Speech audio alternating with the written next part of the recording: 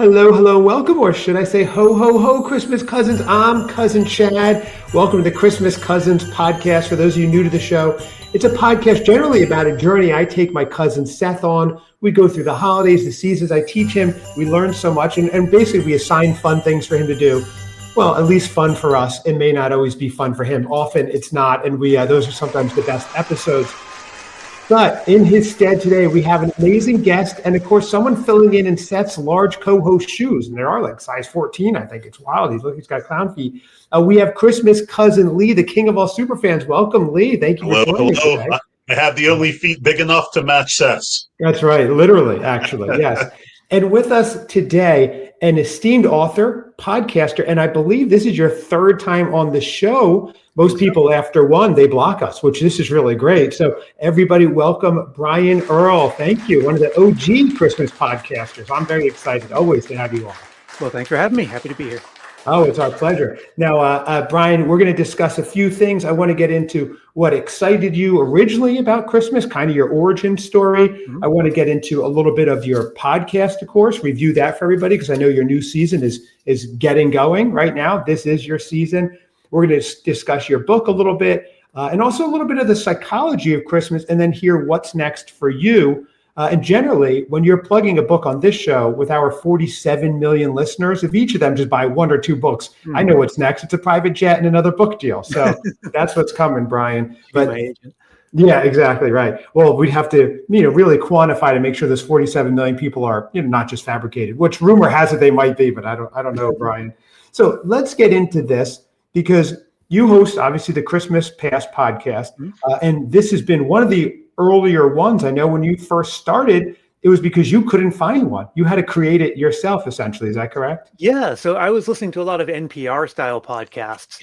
And in 2015, right around this time of year is when I started getting into the spirit. And I said, I wonder if there's like Freakonomics, but Christmas. Like, I wonder if NPR has anything like that. Mm-hmm. And so I went on what back then used to be called iTunes, even though it's Apple Podcasts now, looking for an NPR Christmas podcast. And when I couldn't find that, I'm like, okay, well, I'll take any Christmas podcast at all. And there were, like you said, like maybe 5 or 6. There was the Christmas Stocking from Lee Cameron. And then the rest of them were random. It was like a church that put out its sermons in podcast form, its Christmas sermons, a couple of like Celtic Christmas music playlist kind of things.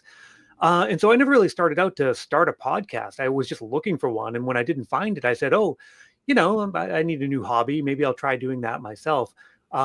Fully thinking I would just do this to entertain myself. I had no idea that 10 years later I'd still be at it. When you have a Christmas podcast, you guys probably know the drill. Like, people really care about you for 8 weeks out of the year, and then they don't. And at the time, there are so few Christmas podcasts. It's not like all signs were pointing to like, oh, hey, there might be a lot of potential for something like this. It was a whim. I just said, hey, this might be fun. Let's see what happens. And then 10 seasons happened and counting. And you're probably thinking, the market is not saturated. This is probably not a good thing. Why is no one doing this? Yeah, it could have gone either way. It could have been like just the market was waiting for something like this to come along, or just that no one would possibly be interested. And especially since, most podcasts are like a half hour or an hour of people interviewing someone, me just like some random person who's not an actual journalist or academic, imitating NPR in these 10-minute episodes, right? There was no way to know whether anyone outside my friends and family group would care about that. It was just so different from anything that was going on. But I must have stricken a chord, because I'm still here. And Lee, you're a Christmas lover. Have you listened to Brian's podcast, Christmas Past? I have, and I was actually pleasantly surprised. So I had caught him on Joe's podcast, and kind of connected all the dots. And Joe, the Christmas aficionado. Yes. Yep. And yours was actually one of the first I ever got into. And I had kind of a similar story where I went on, I might have been iHeartRadio at the time, and literally just said, hey, Christmas podcasts. And there were a couple. Yours was one, Christmas Cousins, and there were a few others, Jerry, and some of the other guys. And that's really how I kind of got into all of this. So you're kind of one of my original founders, if you will. He's the gateway drug, you might say.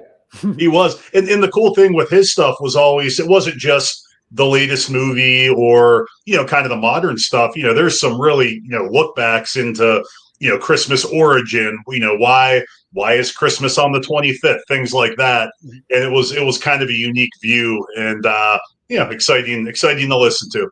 What Lee is trying to eloquently say, Brian, is that it's much classier than the Christmas cousins where we might just chug eggnog for a whole episode. So, you're actually a little more erudite than us. Yeah, that's right. Well, we'd love to have you back on to do that later in the season when you're ready. So let us know. But that's interesting. So you found it, Lee, and then you became a fan. So did I. And I just love the way it's done, the prep you put in. But let's get back to what actually sparked, for people who don't know your backstory, what sparked your fascination with Christmas? Was there a particular memory or moment that kind of lit that holiday flame? I mean, I think it's sort of happened in different ways at different parts throughout my life. So I come from Massachusetts, and so my Christmases were the white Christmases. Back then, it still snowed that time of year. The snowy season comes more like in January and February now. I grew up on a cul-de-sac with a bunch of kids who lived on it. I was one of 5 kids. My mom was one of 6. My dad was one of 5. I had lots of aunts and uncles and cousins who all lived very close to one another. So Christmas was this very densely populated experience for me. Lots and lots of people, a lot of people my age, a lot of different generations. We would, do Christmas at my house and then spend the morning going around to all the aunts and uncles and then to my grandparents' house. So it was just this very immersive experience that way. And, now that I have a family of my own and we live on the West Coast and it's just 3 of us, the contrast is pretty stark. I didn't realize until later that that's not everyone's experience of Christmas. It's having this enormous family. Right, you had like a Norman Rockwell, like an actual Norman Rockwell style Christmas. That's amazing. And then I think the other part of it is that my mom just celebrated Christmas wholeheartedly. I mean, she made, almost every day there was something special for all 5 of us. There was a lot of handmade stuff. She was very crafty. So McCall's magazine or Red Book would always have these Christmas crafts to make. So she would always make like handmade advent calendars and like little decorations for our room. She made a gingerbread house from scratch every year. And again, like I didn't realize till later that not everyone goes like quite that in on Christmas. So I think from my childhood and from my mom in particular, I developed just like a deep love for Christmas. I also think because I grew up in the 70s and 80s, there's a particular brand of like 80s Christmas. You know what I mean? Like kids these days, I know I'm old saying that phrase, like they'll never know what it's, I mean, they know what it's like to, can't wait for Santa Claus to come, but they'll never know what it's like to not be able to wait for Santa Claus because you hope he's going to bring you a Teddy Ruxpin, right? That is a very particular kind of Christmas spirit that is tied to the time and you'll never get it back. A physical gift even versus digital. Yeah, that's exactly. My kids often get. Yeah, something. So I really do think that's part of it because a lot of my memories are around things like, oh, I got a pair of Freezy Freakies and a Rubik's Cube, and playing with all my Star Wars toys with the kids on the cul-de-sac. It's a very 70s and 80s kind of experience. But then later in life, I started reading a lot of books like Jerry Bowler's World Encyclopedia of Christmas, Stephen Nissenbaum's The Battle for Christmas. And really, my relationship with Christmas changed over time. Where, when you're a kid, it's all about the gifts. As you're older, it might become more about like nostalgia or family. And I think in sort of like my early middle age, it's more like, wait a second, I've celebrated 40 odd Christmases by now. And I never really stopped to wonder, like, why do we put a tree in the living room? Like, There's got to be a story there. And it's probably an interest. And I think I might know a little bit that it might have some pre-Christian origins or something like that, but I wonder if I dug a little bit deeper. Like there's every single tradition that we celebrate has an origin story, and for every tradition we celebrate, there are a bunch that came and went, and we'll get to that. That's the topic of my new book. But that's just sort of the lens I see Christmas through nowadays, is that this is just an endlessly fascinating topic. You could study it for the rest of your life and just barely scratch the surface. And so, yeah, that's really, and then that was, part of what inspired me to want to make the podcast. So you must find inspiration everywhere. No, Lee, you can go 1 second, but I just want to say, Lee, it must be fascinating for him because he's sitting there walking into a store and seeing whatever it is. Why is it this type of lamppost? Why is it a candy cane? And everything to Brian is like, it must be like a beautiful mind. There's like everything going around, graphics and images. And he's like, I've got to find out the origin of that. Well, the cool thing is that there are a lot of, Christmas is always changing. And so traditions are sort of coming into the culture at any given time. And what all that amounts to is that there are some, new traditions, it's an oxymoron, where the people behind them are still alive and like you can actually talk to them. So like one example of that is those popcorn tins that you see all over the place. I actually 2 seasons ago talked to the guy who started that whole thing and got the whole Really? story about like why that happened. And so that's been one of the most gratifying things about this is like actually connecting with experts, some of whom are like very closely connected to the shaping of Christmas as we know it now. Wow. Ali, what were you going to say? Yeah, two things. So, Brian, did you, growing up, were I would say of the same vintage? Each year there was always kind of this big toy, which I don't. Maybe we still have that to some end, but did you ever have a kind of your Red Ryder BB gun Christmas where there was Yeah. the one thing, and what was that? It was a set of magic tricks that came from the Service Merchandise Catalog. It was this Oh Northeast man, retail chain. And it yeah, was called Chinese Illusions of Magic. And I remember the big catalog comes at the beginning of the season. And the catalog copy, like they wouldn't write it this way nowadays because it's like, Secrets of the Orient revealed for the first time. And it was like your classic, like a torn and restored paper or like a magic thumb or I don't know, whatever. And I wanted this thing so badly. And I was sure that I was going to get it in Christmas of 1980 something. And I didn't. And I spent the rest of the year being sad about it. And then the following Christmas, I did get it. And I kept that thing forever. When my mom sold the house that we grew up in the mid 2000s, it was still up in the attic. And I actually took it out and like gave one final magic show before getting rid of it. oh You man, told that story before when you were on, and that's Yeah. fascinating that you had to wait a whole year as well. Lee, how about you? When you were younger, was there one you recall that was like this, the must-have? Because I remember, of course, the two big ones being in the '80s, Cabbage Patch Kids and Nintendo, the NES. But the fun thing is yeah. now it was scarcity. The kids don't have this now because they can order online. But for us, you had to go to your local Toys R Us, wait in line. The parents would have to fight. And if your Yeah. parents weren't tough, you didn't get the toy. I mean, that's what happened. Yeah, there were two things for me. One was certainly NES, and I remember I woke up, I ran downstairs, my Santa Claus had already set it up, and I went to put in a game, and the box was hot.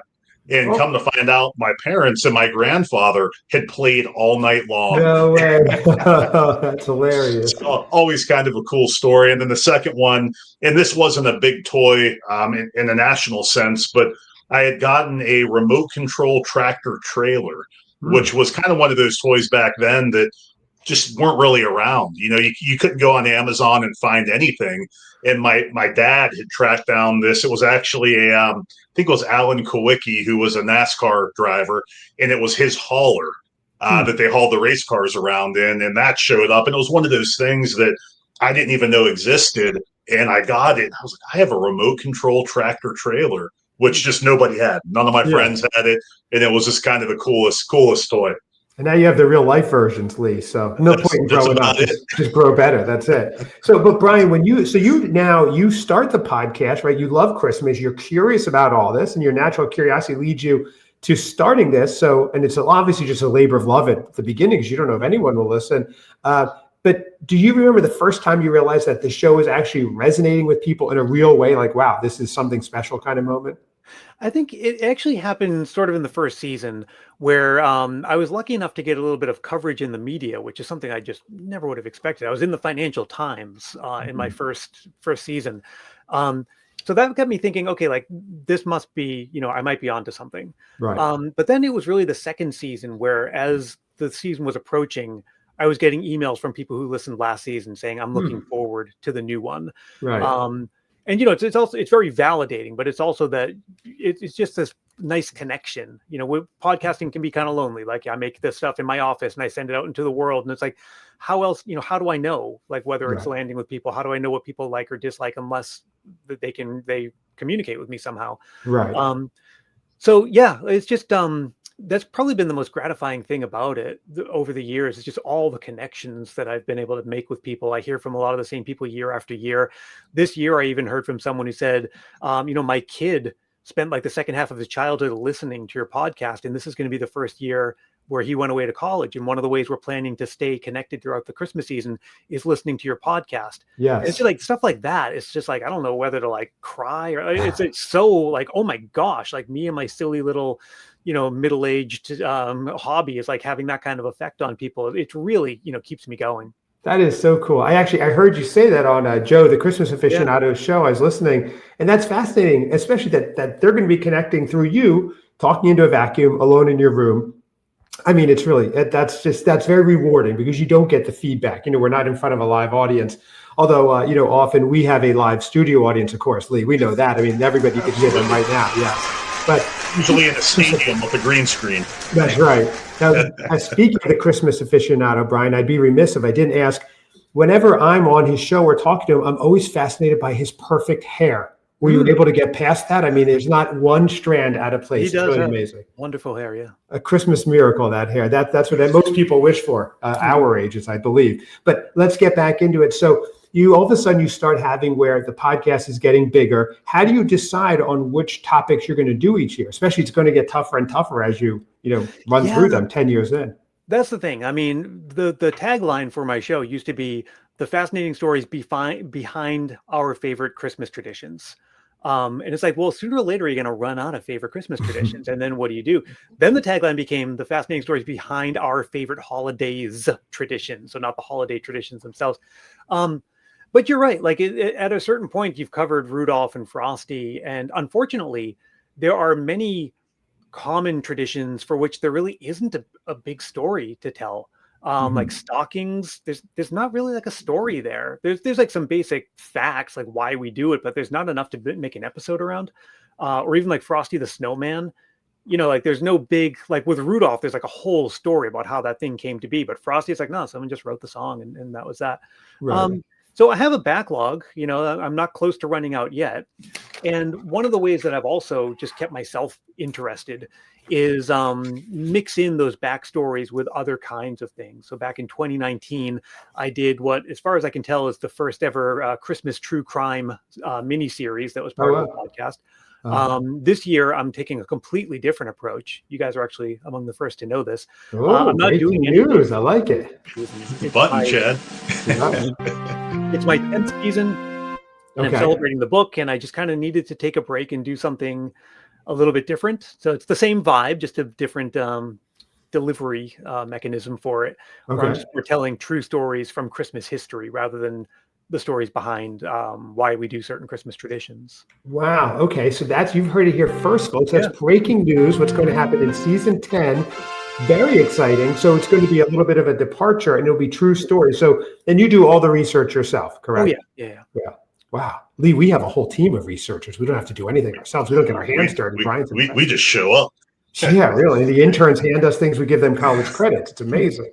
So, wow. Okay. Hey, Brian, do you have any kind of background in, not even podcasting, but just in, how did you learn about microphones and the voice boxes and how do I approach making this podcast? Did you have any background?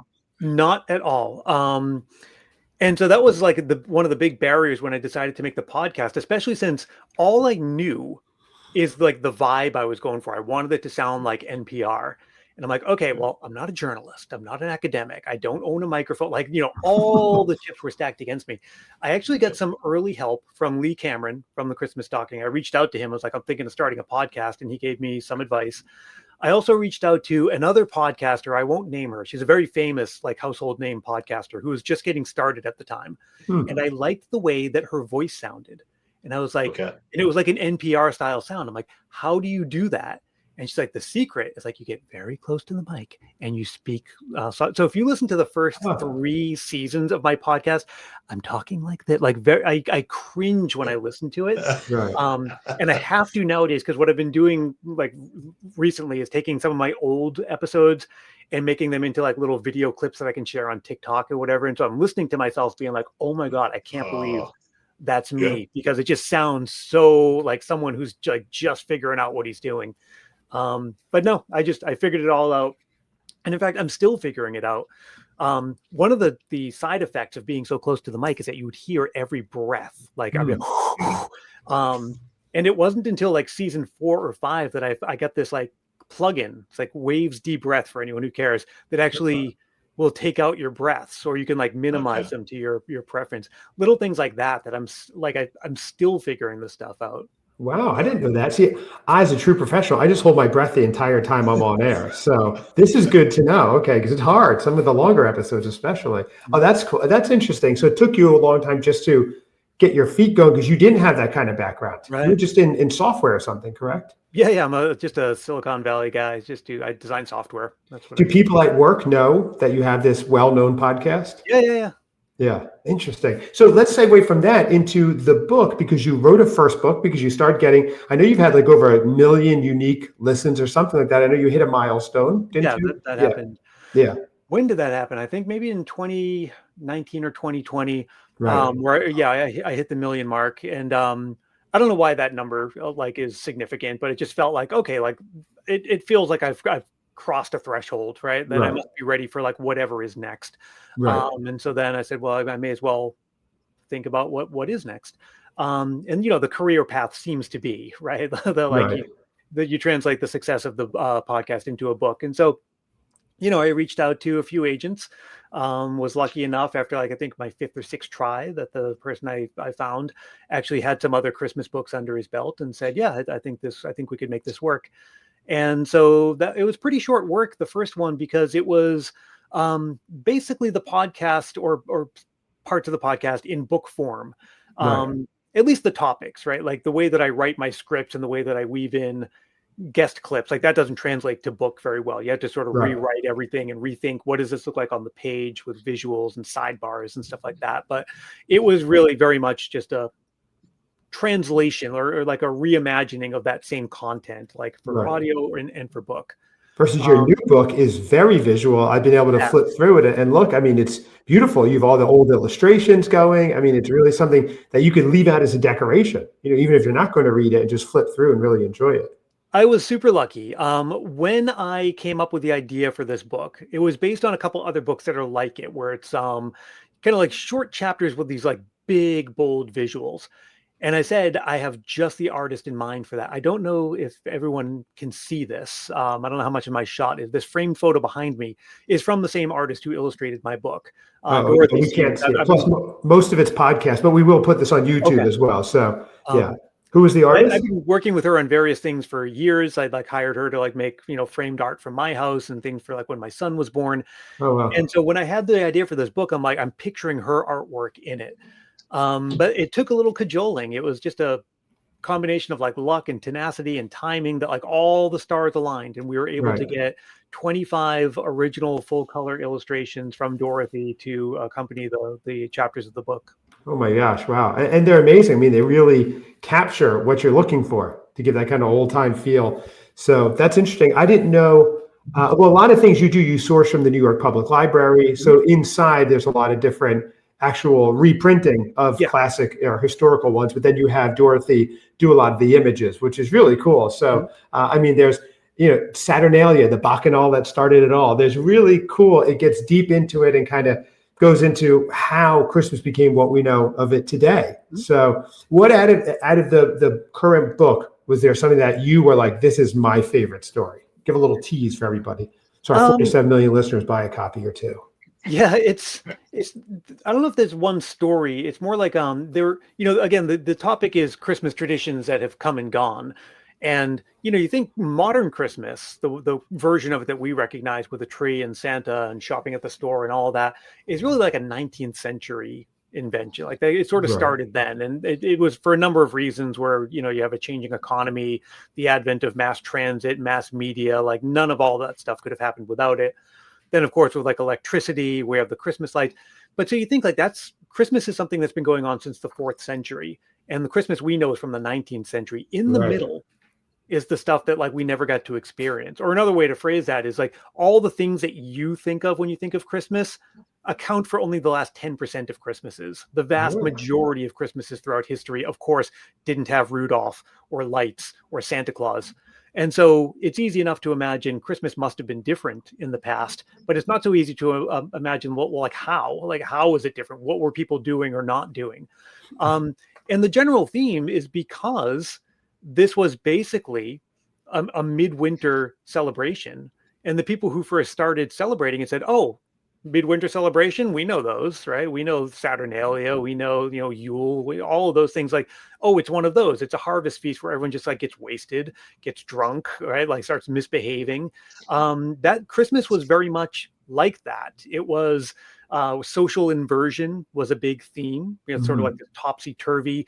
We still have that today a little bit, like New Year's Eve, everyone sort of has license to be like rowdy and drunk in public. And, we all just say, oh, well, it's New Year's Eve. Like that's kind of what Christmas was like way back in the day. And so one of the ways that we saw that is, well, I could go any number of directions, but the one I always come back to is holly beating. This is a Welsh tradition, and it's exactly what you think it is, where you take holly and beat someone with it. Either because try that on the show, I was going to say that's our next Seth episode. Oh yeah, okay. Brian, would you like to come on and beat cousin Seth with holly? I would love to. Okay, good. We'll have to fly you into Chicago. I can't wait. Yeah. I don't know if you've never seen holly up close. Like the leaves are very thick and stiff, and they have pointy little prickles on them. So getting smacked with a branch of that stuff is not comfortable. It could, very likely draw blood.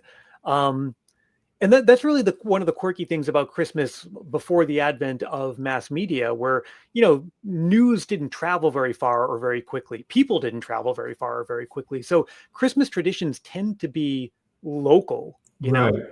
It wasn't until we could sort of spread ideas far and wide through the media that we sort of have this homogenized version of Christmas. So a lot of the traditions, like, oh, this is a little thing they did in France, this is a thing they did in Wales, this is a thing they did like on these islands off the coast of Scotland, and that's part of the reason that a lot of these traditions died out, right? Is because they never made it to America. They didn't really stand much of a chance. In the 19th century, we have a lot of immigration to America, a lot of people concentrated in the Northeast around New York, and a lot of different cultures melding together. And that's really when Christmas becomes the version of it that we know now. And with TV, where everybody all of a sudden can see what everyone in different regions are doing, or maybe the advent of the newspaper. But so because when we think, I know when I hear the song of Christmas is long, long ago, you're thinking like the 1950s, which is very similar to what we do now, but you're thinking long, long ago, way back. Fascinating. What was out of the whole time frame your favorite time period that if you could go back and celebrate Christmas? I like the holly beating. I don't know what year that was, but that sounds like fun. What was there a time frame you're like, this sounds awesome? Or is it current? No, 1980s. Exactly. Yeah, like I can't think of any time I'd want to go back to, because maybe for like an hour, but then you're like, oh, there's no running water, and it's you have to drink beer all day because you can't drink any of the water. It was, and the income inequality was just way different. Like it's always been a problem, but like back then it was like a whole different ball game. So I think, maybe a Victorian Christmas, like sort of seeing right as things were changing, where Christmas is sort of becoming less of this outdoor Mardi Gras kind of thing and more of like something that families celebrate in the home together. That's sort of one of the big rebrandings of Christmas. Right. Think of celebrations we have now, like Halloween or 4th of July, right? That's not something like, oh, my family's getting together to have like a quiet 4th of July at home. Like that's something we celebrate out in the open together. And that's what Christmas was like for a long, long time. Only around the Victorian period do we start to see it become more of this home-based thing. And so I think it would have been cool to see one of the first Christmases like that, or maybe even the post-Civil War period here in America. That's just when Santa Claus is something that you may or may not have even heard of. A Christmas tree was still kind of a fad. For a long time, Christmas trees were just something that would be in the public square. You'd go see it there. But it took decades for it to be true that most families had one. For a long time, there people were like, I don't know, that's a little too German, or that's a little too wasteful, or just like, I'm just not into that. That's like this trend that I'm just not on board with that. It would take a long time before it was just like, it wasn't even a question. If you celebrate Christmas, you have a Christmas tree, and that's just the way it is. Right. I mean, just bringing that in with, it wasn't clean. It was a tree from the outside. They were lighting it with candles, which is crazy. So, I mean, the risks involved, if they're going, there's a lot of risk to reward here that we're not really factoring in. So interesting. Lee, how about you? Is there a time that you would go back? Sounds like the 1980s, but maybe the 1880s. The 80s were great. I think 1880s, Lee, or 1980s? 1980s, but Okay. I do think that, when you look at kind of, post World War II, I think that was just probably a fairly nice time in general. I think people were doing well. I think there was kind of a lot of celebration in the air. I think, and even some of the pre-World War II stuff where, the music was coming together. You had a lot of the plays and things like that. And I think that was probably, at least from a celebratory standpoint, an exciting time to be around. Yeah, it makes sense. I mean, that's what a lot of the still music that we listen to came about then. Yeah. Mm-hmm. So, yeah, interesting. Brian, quick question for you, and I like to ask authors this, when you look at kind of the why behind why you do this and why you write the books, is it to, kind of mark these, lost things in a book? Is it to try and canonize things you found? Is it just to summarize your life's work? What's your kind of why behind writing the book? Say money, Brian. Say money. Yes, I'm making tons and tons of money off this. No, it really is. Sometimes there are topics that, and there's only 2 books so far to speak of, and I already the first one was really just translating a lot of the podcast into book form. This one was like, these are topics that probably won't make it onto the podcast, but I still wanted to explore, and this seemed like the way to do it. And then I'm already thinking about what my 3rd book will be, and I think I'll have a completely different answer for you if it comes to get published. Oh, really? Do you want to say right now, Brian, what the topic is, or it's too early? Again, like it's Christmas. I will say that it's a topic that tends to divide people. Oh, really? Yeah. Steelers football. Okay. All right. That could be anything. Wow, I like that. Okay. And it's going to be a certain time frame, as we say, BC, before Christmas Cousins, or the common era after Christmas Cousins. Is it a modern book, or are you going back into the past? That has its origins centuries ago, but continues today. Interesting. Wow. All right. Well, you heard it here, everybody. This is very exciting. Wow, I like that. Second breaking news. Yeah, really. But I just have a few more questions for you, Brian. I don't want to take your whole day. So my question is, the psychology of Christmas itself. What is it, from all the research you've done through all the centuries and what you have seen yourself and what you hear from people? Because I know people call into your show with their own traditions. What is it, the psychology of Christmas over any time else? I mean, people celebrate Thanksgiving, but there's not months of music. You don't walk into every store and there's Thanksgiving music or Easter music. Right. It's so different. What is it? Is it just the nostalgia? What do you think, the actual psychology that makes it so endearing, growing each year, and so much of people's, almost their identity for a large part of the year? Yeah. I mean, I think, there's a couple questions in there. The one about, like how long we stretch the season, the crass and cynical answer is that's largely influenced by people who have a commercial interest in seeing that happen. Mm-hmm.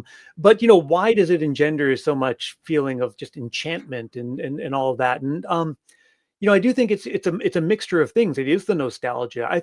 For most kids who grow up, I mean, I don't know how many Christmases you remember as a child. Your first 4 you probably don't, but let's say between 5 and 10, these core memories that shaped your childhood, and were like, again, 2 months of every year, it's almost impossible to go through like 5 or 6 years of that and then not almost be like, have a Pavlovian trigger back to those emotions every year.